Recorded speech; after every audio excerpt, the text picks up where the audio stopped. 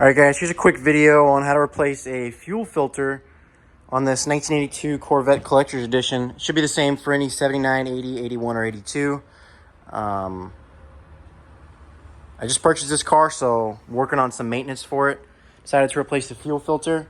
I purchased this Wix here at O'Reilly's, part 33482. This is the old one right here. All you're going to need is a flathead screwdriver. You're going to need a 3/8 ratchet with a little extension. I used a universal joint and a 1/2-inch socket and also a drain pan. So the location of this is going to be behind the passenger wheel. You don't have to jack it up. I didn't jack it up, but I highly recommend because it's pretty tight under there. So going under the car, right next to the starter is going to be the fuel filter. As you can see, it's two simple rubber lines there with standard hose clamps, and it's held on by this little bracket holder. That bolts to the frame. You can see up there is where the bolt, that's that 1/2-inch bolt up there.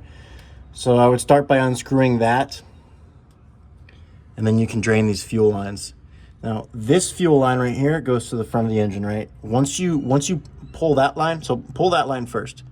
Once you pull that, that's going to drain. It's going to drain maybe, it shouldn't drain more than 8 ounces of fuel out. And then pull this line. This line goes towards the rear of the car to the fuel tank. Now I pulled this line and I let it drain, and I'm sitting there waiting for it to stop and stop and stop. I'm going to be honest, I don't think it stops.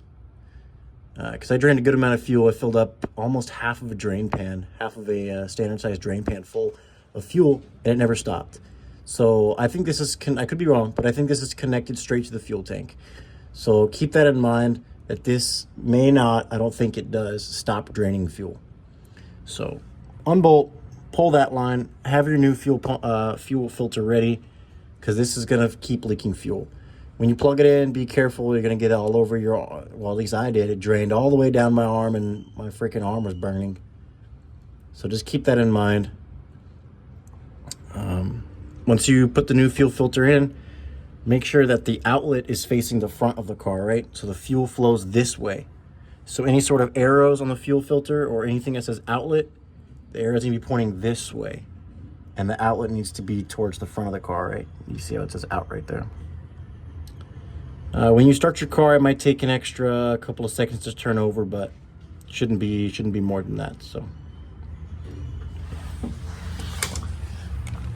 but yeah, hope this helped anybody, and hope this helps somebody, and yeah.